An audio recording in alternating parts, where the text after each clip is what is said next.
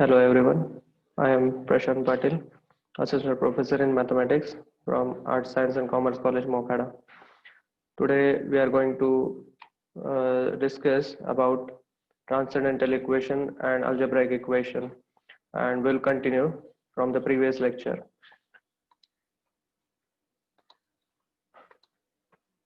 First of all, I would like to clear that this is the educational video. So we have seen in the last lecture that concept of simple root and multiple root. We were continuing this. So we have seen the definition of algebraic equation and transcendental equation. So I'm going to continue from this now. So we have seen the examples of algebraic equations and transcendental equations. So now some basic terminology to locate the roots of the equation. So let us continue. If f of x is the polynomial of the form star, now what do you mean by star is nothing but this equation f of x equal to p1 of x is equal to n x to the power n plus a n minus 1 x to the power n minus 1 plus up to a1x plus a0 equal to 0. It is nothing but the our equation star. Then the following results from the theory of equation would be useful in locating the roots. So let's have one by one the you can say results. So first of all is this every polynomial equation of the n degree has n and only n roots. The second one is if n is odd, the polynomial equation has at least one real root whose sign is opposite to that of the last term. Let us say example, for example, x minus 1 equal to 0, then x equal to 1 is the root, right? So the third one, now look at the third one. If n is even and constant term is negative, then the equation has at least one positive and at least one negative root. Then the next one is if the polynomial equation has, first of all, there are two you can say conditions. If the coefficients has a real roots, then imaginary roots occurs in the pairs, and if the equation has rational coefficients, then irrational roots occur in pairs. Okay, these two you can say conditions are there. Now discard the rule of signs. So first one is a polynomial equation f of x equal to 0 cannot have more number of positive real roots than the number of changes of sign in the coefficient of f of x. And the second one is in a, that means that this first one we have seen that is the rule of this. I'll show you. uh, yes, this one in a above, f of x equal to 0 cannot have more number of negative roots than the number of changes of sign in the coefficient of minus of f of x, f of minus x. So let's have the definition of root, that is the another name is there, it's 0 of the polynomial f of x. So let us continue with the definition of root. So what is the root? Root, or you can say 0 of number alpha. Look at this, a number alpha for which f of alpha is 0 is called as root of the equation f of x equal to 0. You can say geometrically a root of the equation f of x equal to 0 is the value of x at which the graph of the function, that is the equation y equal to f of x, intersect the x-axis. We have seen this figure. Look at this figure. Suppose this is the function y equal to f of x, whatever the function is. If it cuts the x-axis, or you can say intersect the x-axis, at this point, then this point is called as 0, or you can say root of the equation. So look at this. This is a point alpha. So this is called as a root of the equation. Then let us continue.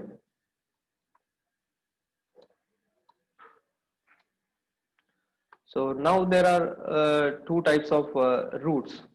First one is the simple root, and another is the multiple root. Now what do you mean by simple root is a number alpha is called a simple root of the equation f of x equal to 0 if f of alpha is 0 and f dash of alpha is non-zero. This is the most important thing, that f of alpha is 0 and f dash of alpha is non-zero. Then we can write f of x as f of x is equal to x minus a and some g of x, where g of alpha is non-zero. This is also the most important thing. Yeah. So here the basic definition is this for the simple root. The simple root means what? If f of alpha, alpha is called a simple root if f of alpha is 0 and f dash of alpha is non-zero. This is the most important thing, and that polynomial, or you can say function f of x, can be written in this form, that is x minus alpha and a g of x, where g of alpha is non-zero. Yeah, for example, see, uh, we have taken this example, that is f of x equal to x cube plus x minus 2 equal to 0.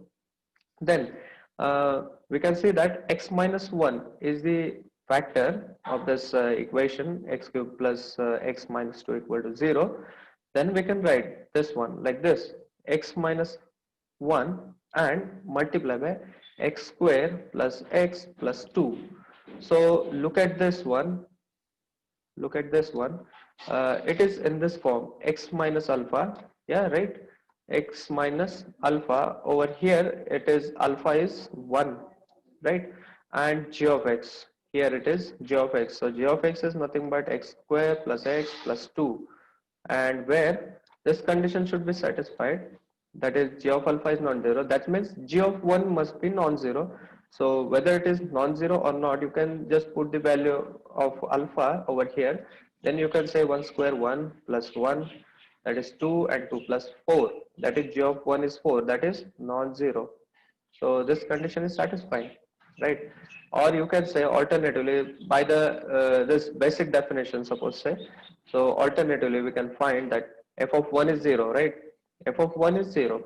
You can put the value, that is 1, 1 cube, that is 1, 1 plus 1, 2, 2 minus 2, 0. That is f of 1 is 0. And then f dash of x, right? First of all, find out the f dash of x. That is, f dash of x is what? 3x square and plus 1 and minus 2, that is 0, right? So f dash of x is nothing but 3x square plus 1.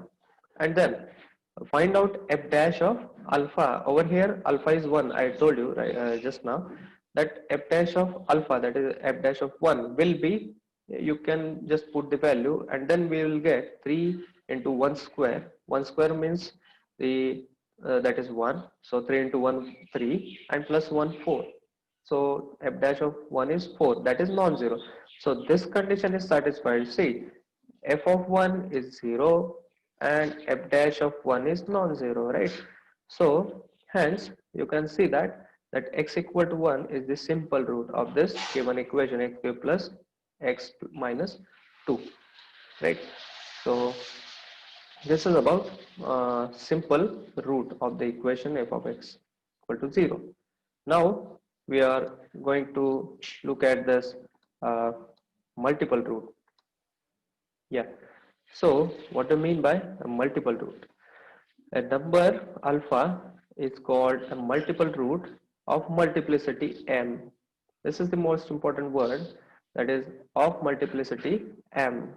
This one, of f of x equal to 0 if what? F of alpha equal to 0, f dash of alpha equal to 0, f double dash of alpha equal to 0, up to you can say f m minus 1 derivative of alpha equal to 0.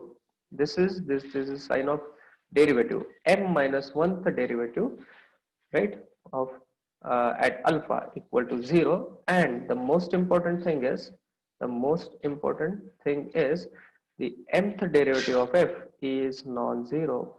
Mth derivative of f at alpha is non-zero, then we can say that alpha is called as a multiple root. And then the next thing is f of x can be written as like this: x minus alpha to the power m and into g of x. As we have seen in the previous, you can say, in the definition of simple root, that is x minus a, right, and into g of x. So in the similar manner, you can say x minus alpha to the power m and into g of x, where g of alpha is non-zero. This is also the most important thing. So you can see that the power of x minus alpha is m. So we can say that this alpha is of multiplicity m. Okay. Now I'll give you the example. Say, consider this equation, that is f of x equal to x cube minus 3x plus 3x square plus 4 equal to 0. Now see here that we can find f of 2 equal to, you can say, 0. If you put the value over here, you can say that it is 0. F dash of alpha, first of all find f dash of alpha, means derivative of the this f of x. So it is 3x square, right? Then 3x square derivative is 3 into 2 6x, right? And 4 derivative 0. So f dash of x is, you can say, 3x square minus 6x, right? Now find out f dash of, right, 2. We have seen that f of 2 is 0. Then find f dash of 2, right? And we can observe that f dash of 2 is also 0. Okay, if you put the value, then you can find that. Okay, so now let's find f double dash of x. Okay, we are considering this basic definition. We are following the basic definition that let us find out this f of alpha equal to 0, f dash of alpha equal to 0, or f double dash of alpha equal to 0. Let us find out that. So we are continuing this process. So f double dash of x we are going to find, and we have seen that f double dash of x is, that means second derivative of f. So second derivative of f is, you can say, 3 into 2 6 6x, and then minus 6 6x derivative is minus 6, right? So f double dash of 2 equal to, if you put the value of x, that is 2, so 6 into 2 12, 12 minus 6 6. So now you can observe that f double dash of 2 is non-zero, right? F double dash of 2 is non-zero. What do you mean by that? Is your root, that is x equal to 2, x equal to 2 has the multiplicity, that is x equal to 2 is the multiple root of multiplicity 2, correct? Because f double dash of 2, right, f double dash, that means second derivative is non-zero, coming out to be non-zero. If f triple dash would have been non-zero, suppose say f double dash of 2 is 0, and if triple dash of 2 would have been non-zero, then what you can say about this equation, that this x equal to 2 is the root, that is it is a multiple root of multiplicity 3, right, by this definition, basic definition. And hence now we will continue this, and hence x equal to 2 is a multiple root of multiplicity 2, or you can say double root of this equation, f of x equal to x cube minus 3x square plus 4 equal to 0. Now we can write this equation as x minus 2 to the power 2 and x plus 1. We can find this x plus this g of x. Okay, now that is x minus 2 the square into g of x, right? You can observe this equation, right? Okay, so we can write in this form. And most important thing is g of 2 must be non-zero. So if you can check that, if you put the value of x equal to 2, so 2 plus 1 3, that is g of 2 is 3, that is non-zero. Fine. So now it is clear about the multiple root, concept of multiple root. Now we are going to study the some numerical methods, that is to find the roots of the equation by you can say uh, the direct method and iterative methods, right? So let us continue. See here, direct and iterative methods. The methods for finding the roots are classified as direct methods and iterative methods. Now, what do you mean by direct methods? These methods give the exact value of the all roots in the finite number of steps. What do you mean by that? We have some formula, or you can say some method, yeah, then we can get the exact value of the all roots and in the finite number of steps. Therefore, for any method, we can give the total number of operations, that is the addition, subtraction, division, and multiplication. I'll give you the example for this one, that is the direct method. Everybody knows that the root of the quadratic equation x square plus bx plus c equal to 0, where a is non-zero, can be obtained using the method that is x equal to plus or minus b plus minus b plus or minus square root of b square minus 4ac and divided by 2a, right? Everybody knows this formula, right? So we can get direct roots, or you can say exact root of the equation ax square plus bx plus c equal to 0. So this is about the direct method. Okay, now let us continue with this. Now there are direct methods for finding all the roots of the cubic and fourth degree equation. However, these methods are difficult to implement and use. So direct methods for finding the roots of the polynomial equation of degree greater than 4, or you can say transcendental equation, are not available in the literature. So we are going to use some numerical methods, that is iterative methods, for finding such type of root of the equation, that is transcendental equation, or you can say polynomial equation of degree 4 or greater than 4. So let us now look at these iterative methods. So these methods are based on the idea of successive approximations. Now we start with one or two initial approximations to the root and obtain a sequence of approximation x0, x1 up to say xk and so on, which in the limit as xk tends to infinity converge to the exact root of the alpha.